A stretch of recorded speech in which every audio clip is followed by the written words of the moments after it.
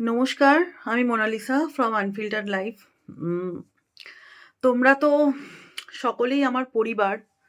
তো কয়েকদিন ধরে কিছু জিনিস, কিছু কথা মনের মধ্যে ভীষণ খটখট করছে। তো মনে হলো তোমাদের সাথে একটু শেয়ার করি। কারণ দেখো, আমিও তো রক্ত মাংসে গড়া মানুষ। আমারও তো ইচ্ছা করে কারোর সাথে শেয়ার করি আমার কষ্টগুলো, আমার মনে জমে থাকা যন্ত্রণাগুলো। উম তার আগে তোমাদের সাথে একটা আলোচনা করব। মানে এই যে প্রসঙ্গটা নিয়ে কথা বলতে আমি চাইছি, সেই প্রসঙ্গটা নিয়েই আমি কিছু আলোচনা তোমাদের সাথে করতে চাই। প্রথমেই বলি যে তোমরা আমাকে অনেক, অনেক শক্তি দাও, আমার পাশে থাকো। দেখো, আমি একটা আদ্যপ্রান্ত একটা অবলাপ্রেমী মানুষ। শুধু আমি নই, আমার হাসবেন্ড, আমার বাচ্চা, আমরা ৩ জনে ভীষণ অবলাকে ভালোবাসি।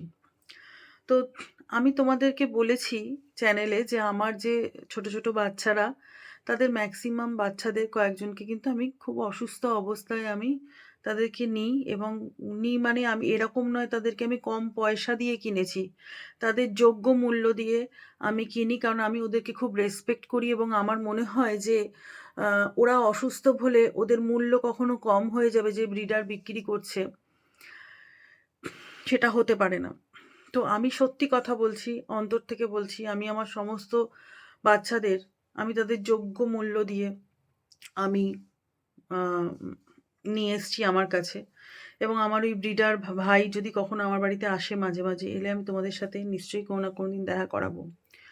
তো এখন কথা হচ্ছে, আমি না হয় রোগগ্রস্ত বাচ্চাগুলোকে, যারা বলছে, কিছু মানুষ বলছে যে আম, রোগগ্রস্ত বাচ্চা নিয়ে আসি আমি, আমি তাদেরকে নিয়ে এসে আমি নাকি আমার বাড়ির আমার সংসারের সব পয়সা প্রথমে তো বলে রাখি, তারা কিন্তু কেউ আমার নিজের লোক নয়, তারা বাইরের লোক। কিন্তু আমার কানে কথাটা আসছে এবং আমি জানি যে সেই ধরনের মানসিকতার মানুষগুলো কি, মানে যারা আমার সম্পর্কে এরকম কথা বলছে, তারা এই ধরনের বলে এবং তারা পূর্বেও অনেক জায়গায় অনেক কিছু করে এসছে বা বলে এসছে। তো আমার কথা হচ্ছে, আমি যদি এই রোগগ্রস্ত বাচ্চাগুলোকে না নিয়ে আসতাম, তাহলে তো ওদের জীবনটা সেই জায়গাটাতেই থেমে যেত। আমি তো এটা পুণ্যের কাজ করেছি। আমি তো এটা আমার ভগবানের আর ঈশ্বরের যদি ইচ্ছা না থাকতো, তাহলে তো এদেরকে সেবা করার সুযোগ আমি পেতামই না। আজকে ঈশ্বর চেয়েছেন বলেই তো এদেরকে আমি সেবা করতে পারছি, এরা আমাদের কাছে আছে। আমার নিজের সন্তানের মতো আমি বড় করছি ওদেরকে। সন্তান, আমার মেয়ে আমার কাছে ঠিক যেরকম যতটা, আমার প্রত্যেকটা বাচ্চাও কিন্তু আমার কাছে ঠিক সেরকমই এবং ততটা। তো আহ, এটা তো আমি একটা পুণ্যের কাজ করছি। সেখানে আমি কখনোই কাউকে কৈফিয়ত দিতে বাধ্য নই, ওইসব অমানুষগুলোকে যারা এই ধরনের কথাগুলো বলেছে বা বলে। আমি জানি আমি সারাদিন কি পরিশ্রম করি, আমি, আমার বাচ্চা, মেয়ে এবং আমার হাজবেন্ড, শুধু আমাদের বাচ্চাগুলোকে ভালো রাখবো বলে। দেখো, একটা কথা বলছি, আজও পর্যন্ত সত্যি কথা বলতে আমি আমার নিজের পয়সা দিয়ে আমি আমার বাচ্চাদের ট্রিটমেন্ট করেছি। আমার দরকার হলে আমি আমার নিজের গয়না বেচে আমি আমার বাচ্চাদের ট্রিটমেন্ট করেছি।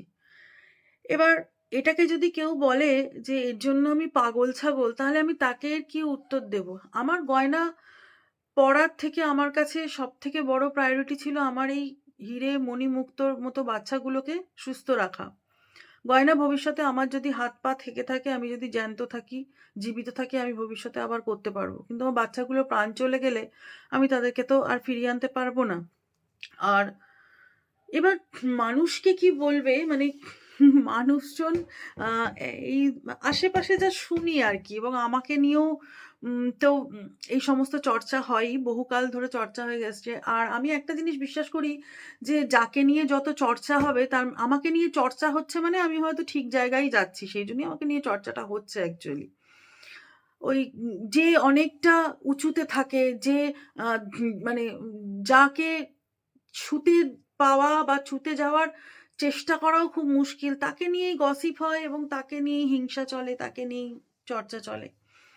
আবার দেখো, আমার জীবনে ভালোবাসার মানুষও প্রচুর আছে, যারা আমাকে ভীষণ ভালোবাসে। এবং আমার না একটা জিনিস আমার খুব বড় পাওনা, আমাকে অনেক মানুষ আছেন যারা আমাকে নিজের ঘরে বয়স্ক মানুষ যারা আমাকে নিজের মেয়ের মতো, নিজের সন্তানের মতন দেখে, নিজের বোনের মতো দেখে, আ নিজের দিদির মতো দেখে। এগুলো আমার সাথে হয়ে আসে। তো কি বলবো আমি আ হাসবো না কাঁদবো মানে এরকম একটা কথা রিসেন্ট আমি আ শুনেছি যে আমার হাসব্যান্ড নাকি আমাকে কোনো কিছুতে বাধা দেয় না এবং আমার বাচ্চাদেরকে যে আমি নিয়ে এসেছি সেইজন্য নাকি আমার হাসব্যান্ড একদম ফতুর হয়ে যাচ্ছে। আমি নাকি আমার বরের সব পয়সা একদম নষ্ট করে দিই, শেষ করে দিচ্ছি। আর উম আ এ মানে আর হচ্ছে আমার বাড়ির, আমার পরিবারের লোকজনও শুনে কথাগুলো হাসছে। আর হচ্ছে যে উম আমি আর আমার হাসব্যান্ড নাকি সবার কাছে হাত পেতে ঘুরে বেড়াই। মানে আমরা নাকি লোকের কাছে হাত পাতি, পেতে পয়সা চাই এবং সেই পয়সাতে নাকি পাগল ছাগলের মতো এই অসুস্থ বাচ্চাদেরকে ট্রিটমেন্ট করি। কি বলবো? মানে উম উম সত্যি কথা বলতে আমি ভিডিওটা এই কারণে করছি। আমাকে নিয়ে যে যা বলে বলুক। সেটার থেকেও আমার সবথেকে কষ্ট হয় আমার হাসব্যান্ডকে আমি যতটুকু জানি, যতটুকু চিনি, ওর মতো পবিত্র মানুষ সত্যিই দুটো হয় না। আমার বাড়িতে যারা এসছে বা যারা আমাকে চেনে, যারা আমার সাথে যাদের খুব ভালো রিলেশন তারা জানে, আমার ফ্যামিলির লোকরা তো জানেই। আমার হাসব্যান্ডের মতো পবিত্র মানুষ পৃথিবীতে দুটো হয় না। ও ভীষণ ভালো একজন মানুষ। ওর মনটা সবথেকে ভালো। আজকে আমার হাসব্যান্ড যদি আমাকে সাপোর্ট না করত, ও যদি এই বাচ্চাদেরকে সেইভাবে ভালো না বাসতো, তাহলে কি আমার পক্ষে সম্ভব হতো এতগুলো বাচ্চার দেখাশোনা করা? আমার হাসব্যান্ড অফিস সূত্রে হাওড়া থেকে বারাসাত যায় এবং সেই বারাসাত থেকে এবং ও কিন্তু একজন প্রফেসর। ও প্রচণ্ড শিক্ষিত একজন, প্রচণ্ড গুণী একজন মানুষ আর খুব ভালো মনের, খুব ভালো হৃদয়ের একজন মানুষ। যাকে নিয়ে কোনো খারাপ কথা আমি তো সহ্য করতে পারি না। আর বিচারের ভারটাও আমি ভগবানের উপরেই দিয়েছি। আমার চ্যানেলের আ কি বলবো? উম যারা আমাকে ভালোবাসো তোমরা, তারা প্রত্যেকে আমাকে এত ভালোবাসো। আমার মনে হলো যে আমি যে ভেতরে গুমড়ে যে ক্ষোভে ফেটে পড়ছি, সেটা আমার মনে হলো তোমাদের সাথে একটুখানি আম শেয়ার করা দরকার। তো আজকে দেখো যখনই আমার তজু যখন অসুস্থ হয়েছে, ব্রিডার আমাকে ফোন করেছে। আমার হাসব্যান্ড অফিসে আমি ফোন করেছি যে, "আমি একটু নিয়ে আসছি।" "হ্যাঁ, ঠিক আছে নিয়ে এসো।" হ্যাঁ, ও একটা কথা আমাকে বারবার বলে, যখন বাচ্চাদের আমি দায়িত্ব নিই, বলে, "ভেবে চিন্তে নিও যে ঠিক আছে তুমি পারবে তো? তুমি পারবে তো? আমাদের এতগুলো হয়ে গেছে, পারবে তো?" সেটা একটা ভাবনা চিন্তা দিয়ে বলে কি, আমার পয়সা খরচা হবে আমাদের সেই জন্য নয়। আমরা ওদের দেখভালের দায়িত্বটা নিতে পারবো কিনা। তো নাহলে ঘন্টুকে কালকে ওইভাবে ৩ তলায় তুলে আনে। ও প্রচন্ড ভালো মানে পেট লাভার যাকে বলে এবং আমার মেয়েও তাই, আমিও তাই। তো সেক্ষেত্রে আ আমার হাসব্যান্ডকে নিয়ে এই ধরনের কথা মানে সত্যি আমার খুব খারাপ লাগছে। মানে আমি খুব অনুতপ্ত এবং ভীষণ বিরক্ত। আসলে না আজকাল মানুষ চিনতে খুব ভুল হয়। যে মানুষ এত মুখোশ পরে থাকে না? এই তোমার সামনে একরকম, তো পিঠ পিছে তোমার আরেক রকম কথা বলছে। আবার অন্যজনকে তোমার নামে গিয়ে বলছে, আবার তোমার কাছে এসে তার নামে বলছে। তো মানুষ আমি না সত্যি কথা বলতে আমার এখন এমন একটা জায়গায় গিয়ে আমি দাঁড়িয়েছি যে আমাকে যদি একটা ঘরের মধ্যে ৫০০ টা অবলা বাচ্চার সাথে রেখে দেওয়া হয়, আমি খুব হ্যাপিলি কাটাবো।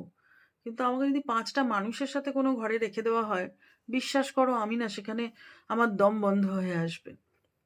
আরেকটা কথা বলি, আরো যে উম কথাগুলো শুনছি, আমার বাবা-মা আম তো আমি এক সন্তান। তো আমার বাবা-মার কিছু যা কিছু মানে আমার বাবা-মাকে বাবা-মার কাছে আমি যা কিছু আবদার করি সেটা তো আমার অধিকার আছে আমার বাবা-মার কাছে আবদার করার। কারণ আমার বাবা-মার আমি একমাত্র সন্তান। আর আমার এই পৃথিবীতে আমার বর, মেয়ে, বাবা-মা ছাড়া আছে কে? আমার বর-মেয়ের দিকটা ছেড়ে দিলেও ছোট থেকে যারা আমাকে জন্ম দিয়েছে, যারা আমাকে বড় করেছে সেই বাবা-মার কাছে কিছু যদি আমি চাই, সেইটা যদি আমি আ হ্যাঁ, হতেই পারে আমার বাবার কখনো অসুবিধা থাকতে পারে। কারণ আমার বাবা রিটায়ার করেছে। তার আমার মায়ের অনেক ওষুধপত্র লাগে, আমার বাবার লাগে। বাবা যদিও গভর্নমেন্ট সার্ভিস করতেন, কিন্তু রেলে তো সবসময় সব ওষুধ পাওয়া যায় না। মার অনেক স্টেরয়েড চলে। মাকে বাইরের ডাক্তার, মার 25 টা স্টেরয়েড চলে দিনে। আমার মা খুবই অসুস্থ ছিলেন। তো এই ওষুধের জোরে আমার মা বেঁচে আছে। আমার বাবার নিজের খুব সমস্যা আছে, নার্ভের সমস্যা আছে, কোমর নিয়ে চলতে পারে না। তো সেখানে বলছি যে আমি যদি আমার বাবা-মার কাছে কিছু আবদার করি, সেটাও আপনাদের মতো লোকেরা বলবেন যে বাবার কাছে হাত পেতে আমি আমার সংসার চালাই। আর যদি আমার সংসারে কখনো টানাপোড়েন হয়ও, আমি তো আমার বাবার কাছে চেয়েছি ভাই, রাস্তার লোকের কাছে চাইনি। আমার বাবা, আমার নিজের বাবা, যে আমাকে জন্ম দিয়েছে, আমার নিজের মা, যে আমাকে জন্ম দিয়েছে, ছোট থেকে কোলে পিঠে বড় করেছে। আপনারা আপনাদের বাবা-মার কাছে কিছু চান না কোনোদিন? কোনোদিন কিচ্ছু চান না আপনারা আপনাদের বাবা-মার কাছে? নাকি আপনাদের বাবা-মারা আপনাদেরকে কখনো চাইলে তো আপনাদের বাবা-মারা কখনো না নিশ্চয়ই করবে না? নাকি আপনারা বাবা-মাকে নিজেদের মধ্যে ধরেনই না, ভাবেন যে বাইরের লোক? বাবা-মার কাছে আজকে আমার মেয়ে বড় হচ্ছে, আমার মেয়ে ভবিষ্যতে বড় হয়ে চাকরি-বাকরি করবে, অনেক কিছু করবে। কিন্তু আমি আমার মেয়েকে যদি কিছু দিই বা আমার মেয়ে যদি আমার কাছে কিছু আবদার করে, সেটার মানে তো এইটা নয় যে আমার মেয়ে আমার কাছে এসে হাত পাতলো। উম কেন আমার মেয়ে এসে আমার কাছে হাত পাতবে? তাই না? তো মনটা মানে আ কি বলবো তোমাদেরকে? তো আমাকে যারা চেনে তারা প্রত্যেকে বলে যে, বিশ্বাস করো সকালবেলা আমার হাসব্যান্ড ৭ টায় বেরিয়ে যায়। তো সকালবেলা উঠে ও সবার আগে বাচ্চাদেরকে ছাদে নিয়ে যায়। যে মর্নিং এ যে ওরা পটি, টয়লেট করে সেগুলো করে। তারপরে আমি আমার মেয়ে উঠি, উঠে ওদেরকে আমি রেগুলার ওই প্রত্যেকটা বাচ্চাকে আমি ভালো করে কম্ব করে, কখনো ড্রাই শ্যাম্পু দেওয়া হচ্ছে, দিয়ে ড্রায়ার দিয়ে শুকিয়ে দিই। এই যে শীত পড়েছে, ঠান্ডাটা থাকে, সকালে একটু রুম হিটার চালিয়ে দিই। কারণ আমার পোলোর একটু ঠান্ডায় সমস্যা। প্রত্যেক বাচ্চাদেরই একটু রুম হিটার চালিয়ে দিই, একটু ড্রায়ার দিয়ে শরীরটাকে গরম করে দিই। দিয়ে রেগুলার কম্ব করি, বডি স্প্রে দিই। সমস্ত কিছু দিয়ে ওদেরকে সুন্দরভাবে একটা করে রেডি করে ওদের খাওয়ানো-দাওয়ানো এইসব করি সকাল থেকে উঠে। তারপরে আমার মেয়ে স্কুলের জন্য রেডি হয়ে যায়। মেয়েকে স্কুল নিয়ে চলে যাই দিতে। দিয়ে মেয়ে স্কুল থেকে ফিরলে মেয়েকে স্কুল থেকে দিয়ে এসে আমি একটু নিজের কাজকর্ম করি। করে ওরাও ওদের মতো খেলে-ধুলে শুয়ে থাকে। তারপরে ঘন্টুকে সকালবেলা একবার খাওয়াতে যেতে হয়, বিস্কিট খাওয়াই। কখনো চিকেন দিলে ঘন্টুকে চিকেন দিয়ে আসি। যদি আমার মেয়ে যদি স্কুল যাওয়ার আগে টাইম পায় তাহলে, না হলে রাত্রিবেলা আমি তোমাদেরকে বলেছিলাম যে আমার পায়ের সমস্যার জন্য আমি তো বারবার নামতে পারি না। আর ঘন্টু তো সবসময় এখানটা থাকে না। ধরো খেতে দিয়ে গেলাম, ঘন্টু চলে গেল অন্য জায়গায়, তখন অন্য লোকে এসে খাবারটাকে ফেলে দেবে। তারপরে এইরকম করতে, করতে আবার সন্ধ্যেবেলা থেকে ওদেরকে আবার আবার তারপরে ওরা যে ঘরে যখন ধরো থাকছে ছোট বাচ্চা, অবলা বাচ্চা, তারা কখনো টয়লেট করছে সেগুলোকে মোছা, সমস্ত কিছু করা। তারপরে ওদের রাত্রিবেলায় খাবার-দাবার করা, ওদেরকে আবার বিকেলে আমি এক প্রস্থ চুল কম করি। তারপরে আবার ওদের বাবা আসে রাত্রিবেলায়, এসে ছাদে নিয়ে যায়। অনেকক্ষণ ছাদে ঘোরায়, ঘুরিয়ে ছাদ থেকে আসার পরে আবার হাত-পা মুছিয়ে দেওয়া, ভালো করে গ্রুমিং করা, আবার করি। তো এগুলো খাটনি নয়? আমরা পাগল ছাগল বলে করি এগুলো। অ্যাকচুয়ালি একটা, যারা পাগল বলেন না কাউকে, একটা কথা বলি, কোনোদিন না কাউকে পাগল বলবেন না। একটা মানুষ পাগল হয় কেন জানেন? কেন একটা মানুষ পাগল হয়? একটা মানুষ পাগল হয় যখন সে মানুষটা দেখে যে তার অনেক কিছু করবার ইচ্ছা ছিল, কিন্তু সে করতে পারছে না। কোনো কিছু তাকে, সে যতবার উপরে উঠতে চেষ্টা করছে তাকে নামিয়ে দিচ্ছে।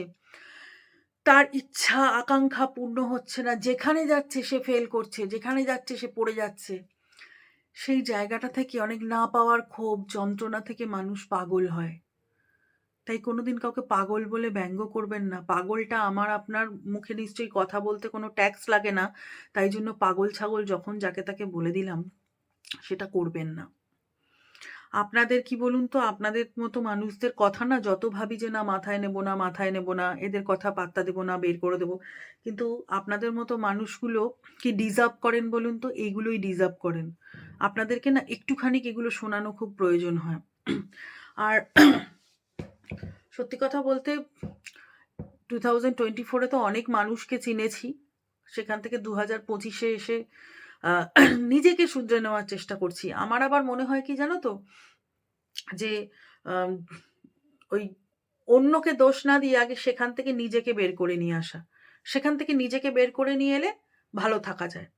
আর একটা কথা, যারা আ এরকম রটাচ্ছে যে আমি নাকি রোগগ্রস্ত বাচ্চা নিয়ে এসছি, আমি আ পাগল, আমার রোগে পরিপূর্ণ বাচ্চাদের, আমার বাচ্চারা প্রত্যেকে সুস্থ ভাই। আমার বাচ্চারা কেউ আর অসুস্থ নেই। রোগগ্রস্ত একদিন একসময় তারা ছিল। মানুষেরও তো রোগ হয়। আমাদের জ্বর, সর্দি, কাশি হয় না? আমাদের গলব্লাডার হয় না? আমাদের হাত পা ভাঙে না? আমরা কি সারা জীবন রোগগ্রস্ত? আমাদের বুকে পেসমেকার বসে না? আমাদের হার্টের অসুখ হয় না? আমি একটা বাচ্চাকে অসুস্থ অবস্থায় নিয়ে এসেছি মানে সে সারা জীবনের রোগগ্রস্ত? আপনারা তো আমার বাচ্চাদের ভিডিও দেখেন, তারা তো সবাই অ্যাক্টিভ এবং কত অ্যাক্টিভিটি তারা করায়, এগুলো কিন্তু ওদের প্রতিভা। এই প্রতিভা কিন্তু ওদের সবাই খুঁজে বার করতে পারে না। আমি সবসময় চেষ্টা করি ওদের নাচ, গান যেহেতু আমার ভালো লাগে না, আমি চেষ্টা করি যে ওদের মধ্যে কি, কি ক্রিয়েটিভিটি আছে, আমি সেগুলোকে তুলে ধরবার চেষ্টা করি এবং সত্যি দেখি যে মানে তারা কি সুন্দর ওরা সমস্ত কিছু ক্রিয়েটিভ জিনিসগুলো করে। ওরা না মুখে কথা বলতে পারে না। ওরা যেদিন কথা বলতে যদি পারত, ওরা অনেক কিছু করতে পারত। ওরা ভগবানের কাছে মানুষের থেকেও শ্রেষ্ঠ জীব হতো পৃথিবীতে। তো যাই হোক, এরকম বহু কথা উম শুনি। আর আম সত্যি কথা বলতে আমার এই চ্যানেল এখনো আমার মনিটাইজেশন হয়নি। আর আমার চ্যানেলের থেকে যদি কখনো আমার মনিটাইজেশন হয় বা চ্যানেলের থেকে যদি আমার কখনো টাকা আসে, তাহলে সত্যিই আমার এরকম দশা কোনোদিন ভগবান করবে না বা হবে না যে আমার এই চ্যানেল থেকে আমার বাচ্চাদের সেবা করতে হবে। হ্যাঁ, চ্যানেলটা দাঁড়ালে হয়তো আমার একটু সুবিধা হবে। যে আমার যেমন হয় না মানুষ তার সন্তানের জন্য আ একটা ভবিষ্যতে একটা সিকিউর করে দিয়ে যায়, একটা মানি। তো আমার চ্যানেলটা হলে আমার মনে হবে যে আমার এই অবলা সন্তানদের, সমস্ত অবলা সন্তান, আমার শুধু ঘরের বাজরাংরা নয়, আমার ঘন্টু থেকে শুরু করে মাদল থেকে শুরু করে সবার একটা মাথার উপরে একটা সিকিউর কিছু আমি একটা করে দিয়ে যেতে পারলাম ওদের জন্য। করে দিতে পারলাম সেইটা। আর মানুষ আজ আছে, মানুষ কাল নেই। হিংসা বিদ্বেষ নিয়ে আ কি হবে? আচ্ছা, আমি একটা কথা বলি। আমি আজকে ২ টো সুস্থ বাচ্চাকে নিয়ে আসতাম। আম নিয়ে এসে ধরো আমি খুব ভিডিও দিতাম। আমার রমরমিয়ে ভিডিও চলতো। ২ টো বা ১ টা যেকোনো একটা সুস্থ বাচ্চাকে আমি নিয়ে আসতাম। নিয়ে এসে খুব ভিডিও-টিডিও দিতাম। দিয়ে আমার চ্যানেলে প্রচুর ভিউ-টিউ হতো। আমার চ্যানেল খুব মানে ইয়ে করতো। তো সেটাতে আমি ভগবানের কাছে পরিষ্কার? নাকি আমি এই অসহায় বাচ্চাগুলোকে নিয়ে এসছি, একটা মায়ের কোল দিয়েছি, সেবা করেছি, তাদের মাথার উপর একটা ছাদ দিয়েছি, তাদেরকে দুমুঠো খাবার খাওয়ার জন্য আমি আমার হাতে দুমুঠো খাবার দিয়েছি, তাদের পেট ভরিয়েছি, সেখানে আমি ভগবানের কাছে সাচ্চা। কোনটা? কোনটা? বলো, তোমরাই বলো। যারা আমাকে এই ধরনের কথা বলো, কোনটা? আমি চ্যানেলে ভিডিওটা এইজন্য করছি কারণ আমার চ্যানেল যারা এই ধরনের কথা বলে তারা আমার চ্যানেল দেখে। এবং কোথাও গিয়ে একটা জেলাসি থেকে তারা হয়তো আমাকে সহ্য করতে পারে না। সেইজন্য তারা এই কথাগুলো বলে। তো আমি তোমাদেরকে একটা কথাই বলতে চাই যে, প্লিজ একটা কথা বলো যে, আমি তো একটা রক্ত মাংসে করা মানুষ। আমারও তো কষ্ট হয়। কেন এরকম করে বলো তোমরা? কেন বলো? আমি পাগল ছাগল বলছো ঠিক আছে। আমার হাসব্যান্ডকে নিয়েও বলছো তোমরা কথা। সেই মানুষটা যখন আমার বাচ্চাগুলো অসুস্থ ছিল ঠিক যেভাবে আমি চেষ্টা করেছি, সেই মানুষটাও ঠিক সেভাবে চেষ্টা করে গেছে। আমার এই একরত্তি এইটুকু মেয়ে, সেও সেইভাবে চেষ্টা করে গেছে। আজকে গর্ব যখন অসুস্থ ছিল, তজুর পুরো বুকে নিউমোনিয়া হয়ে গিয়েছিল। তজু বাঁচতো না। তজু বাঁচতো না। আজকে আমার এই তজুটা যখন উঠে দাঁড়িয়ে খেলে, আমার সাথে কথা বলে, আমাকে আদর করে, খায় আমার হাতে, আমার পাশে আমাকে জড়িয়ে ঘুমায়, সেটা তো আমার কাছে একটা বড় পাওয়া। আজকে ঘন্টু যখন লাফিয়ে লাফিয়ে আমার কাছে আসে, ৩ তলায় এসে, এখন ৩ তলায় ওর বাবা কালকে নিয়ে এসছে, কালকে তোমাদের বলা হয়নি, সন্ধ্যেবেলায় ঘন্টু একা একা দরজা গেট ফাঁকা পেয়েছে, নিচের উঠে চলে এসছে। ঘন্টু শিখে গেছে রাস্তাটা। তো আমি যখন বাইরে বেরোই ঘুন্টু এসে পেছন থেকে আমাকে গায়ে হাত দেয়, আমাকে ডাকে। আমার যেন মনে হয় যে সত্যি আমার প্রয়োজনীয়তা আছে এই পৃথিবীতে। হ্যাঁ, তো এই কথাগুলোই বলতে চাই। এমন কিছু মানুষকে কোনোদিন কেউ বলো না যেটাতে মানুষের খুব কষ্ট হয়, মানুষের আঘাত হয়। কেন বলো তো? মানুষের চোখের জলের একটা না ব্যাপার থাকে। যে মানুষটা কোনো দোষ করেনি কোনোদিন, যে মানুষটা আদ্যপ্রান্ত চেষ্টা করে যাচ্ছে সকলের ভালো করার, ভগবানের কিছু সন্তানের ভালো করার, সেই মানুষটা যখন চেষ্টা করে যাচ্ছে না, সেই মানুষটা যখন কাঁদছে, তখন কিন্তু তার থেকেও বেশি কষ্ট হচ্ছে স্বয়ং ঈশ্বরের। তাই এমন কিছু বলো না যেটাতে আমাদের খারাপ লাগে।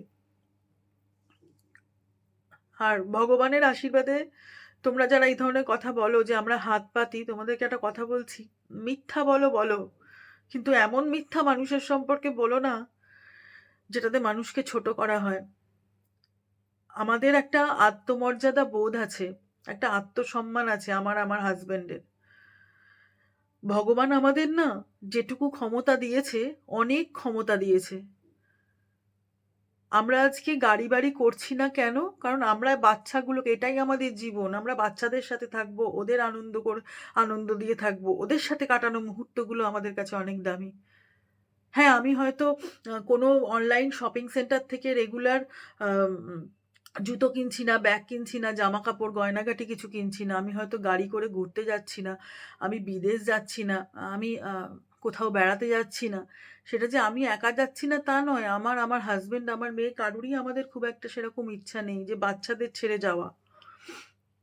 আমাদের ভগবান যে অর্থটা দিয়েছে, আমরা নিজেরা বিলাসিতা না করে নিজেরা মধ্যবিত্তভাবে থেকে আমাদের বাচ্চাদেরকে খাওয়াচ্ছি।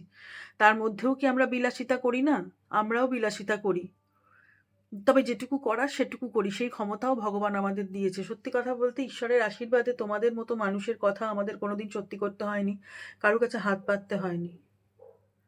আর নিজের বাবা মার কাছে দরকার পড়লে কিছু চাওয়াটাকে হাত পাতা বলে না।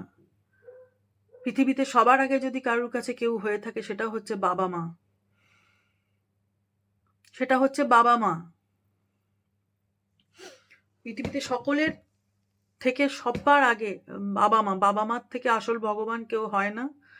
আর তুমি মানে তোমার থেকে সবাই মুখ ঘুরিয়ে নিলেও এই দুটো মানুষ, বাবা মা, কোনোদিনকে এরা মুখ ঘোরাতে পারবে না। আর আমি জানো তো, আমার বাবা আর আমার ঠাকুমা এই দুজনের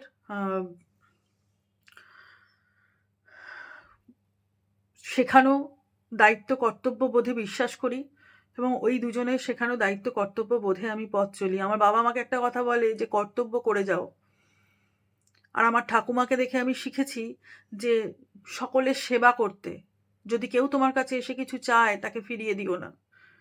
সে জীবজন্তুই হোক আর সে মানুষই হোক, তাকে ফিরিয়ে দিও না। তো আমার এইটাই বক্তব্য ছিল। যাই হোক, খুব দুঃখ হয় তো মাঝে মাঝে, তাই হয়তো তোমাদের সাথে শেয়ার করে ফেলি। আর